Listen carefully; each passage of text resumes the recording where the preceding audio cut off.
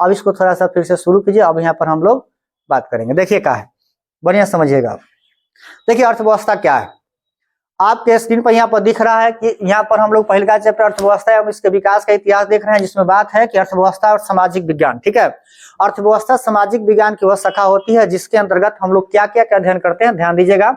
सीमित साधन, ठीक है, उत्पादन, उसके बाद वितरण, वस्तुओं सेवाओं का उपभोग। कहने का मतलब क्या है कि हमारे पास साधन का होना चाहिए। साधन का मतलब वैसे वस्तु जो हमारे जीवन में आए और हमारे लाइफ को, हमारे जीवन को क्या करे, आसान बना दे।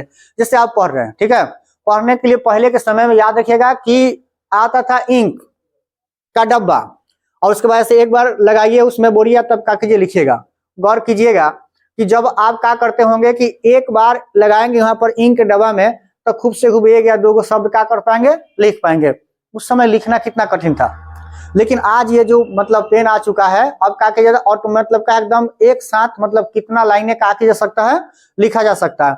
तो पहले भी वो संसाधन ही था, लेकिन उसका विकास उतना हुआ नहीं था। लेकिन आज का जो कलम का विकास हो चुका है, पहले की अपेक्षा काफी का हुआ, इसमें बदलाव हुआ कि नहीं हुआ, तो उसका भी एक अपना का है, इतिहास है। ध्यान दीजिएगा, तो इसको हम साधन कहते हैं। उत्पादन की कहानी आती है, तो उत्पादन क्या होता है, उत्पादन का मतलब होता है कि सब चीज अगर आप किसी दूसरे के पास से ही खरीदिएगा तो आपका अर्थव्यवस्था बरियार होना चाहिए। जैसे मान लो कि हमारे देश में अगर किसी प्रकार की वस्तु, अगर मान ली कलम नहीं बन रही है, ध्यान दो, कलम का छोड़ो, पेट्रोल के बारे में सुनो। पेट्रोल का मतलब धरती से अंदर से निकालना हमारे देश में क्या है, 1% है पूरे विश्व का, और सबसे ज्यादा खपत हमारे देश में है। कारण क्या है कि हमारे देश की जनसंख्या सबसे अधिक है, और हर एक घर में ना कुछ होगा तो एक बाइक तो जरूर है। अब कहने का मतलब कि आपको बाइक की आवश्यकता है या नहीं है, लेकिन आप क्या करते हैं कि एकदम से बाइक निकालिएगा और थोड़ा दूर भी आना जाना होगा तो जाइएगा आइएगा, पेट्रोल तो जल रहा है। अब सोचने वाली बात है कि हमारे देश पूरे विश्व का 1% पेट्रोल क्या करता है, निकालता है, 99% पेट्रोल क्या करता है, दूसरे देशों से मंगाता है। तो सोचिए आखिर हमारे देश में पेट्रोल महंगा होगा कि सस्ता होगा, ऑटोमेटिकली है। कारण क्या है कि जनसंख्या भी पूरा विश्व से क्या है, ज्यादा है। तो जनसंख्या भी विश्व से जब ज्यादा है तो हमारे पास खर्चा भी क्या होगा, ज्यादा होगा। इस पर एक और उदाहरण है, हमारे देश में याद रखिएगा चाय का उत्पादन होता है, बहुत अच्छा खासा होता है, लेकिन कहने का मतलब हमारा देश चाय सबसे ज्यादा पीता भी है। याद रखिएगा 1 नंबर स्थान आता है। तो सोचिए कि आपके घर में आप अपना एक दुकान किए, ठीक है, और दुकान में आपके घर में भी 4-5 ऐसे बच्चे हैं कि 200-300 रुपया का मतलब रोज का कर जा रहा है, खा जा रहा है। तो सोचिए क्या उस दुकान से आप अपने अर्थव्यवस्था को और बढ़ा सकते हैं, नहीं बढ़ा सकते हैं। तो इसका मतलब देखिए क्या है कि हमारे देश में उत्पादकता की भी जरूरत है, मतलब स्वदेशी, हमारे देश में भी वस्तुओं का निर्माण होना चाहिए, जिससे क्या होगा कि उसकी कीमत कम रहेगा और हमें आसानी से कम कीमतों पर और ओरिजिनल वस्तु का होगा मिल पाएगा। तो जिससे हमारी संसाधन और हमारी व्यवस्थाएं का होगी, मजबूत होगी। पहले का बात। दूसरा का, जब हमारे देश में विभिन्न प्रकार के वस्तुओं का निर्माण होगा तो अब बताइए कि हमारे देश में ही बिकेगा। अब कहोगे उसको हम किसी दूसरे देशों में भी क्या करेंगे, बेचेंगे। तो कहने का मतलब उससे हम क्या करेंगे, पैसा कमाएंगे।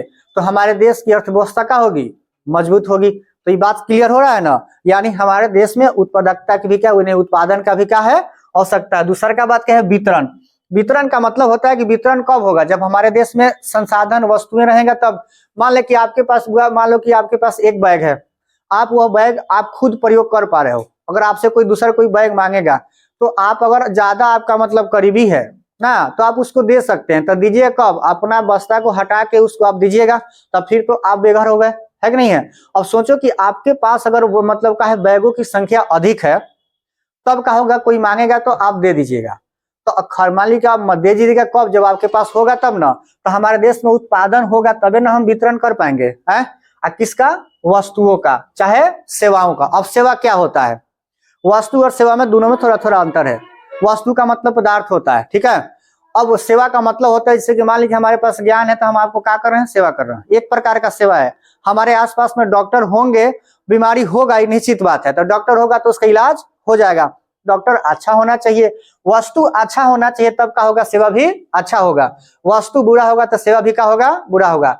अब मान लीजिए कि आप ऐसे मतलब पदार्थों का सेवन करते हैं जो आपके शरीर के लिए क्या है 100% हानिकारक है, तो आपके शरीर को कहां से मतलब लाभ देगा, हानि ना देगा जी। तो सेम उसी प्रकार से वस्तु अच्छा है तो सेवा भी का होगा, अच्छा होगा। इसी ट्रेन में अगर सोचो कच्चा वस्तु को भेजना है और टाइम है 12 घंटे का, और वो अगर मान लीजिए ट्रेन गया अब 12 जगह पर 24 घंटा ले लिया, तो ट्रेन तो पहुंच जाएगा लेकिन कच्चा वस्तु का हो जाएगा, उसी में खत्म हो जाएगा। तो अर्थव्यवस्था गया कि बचा, बताओ।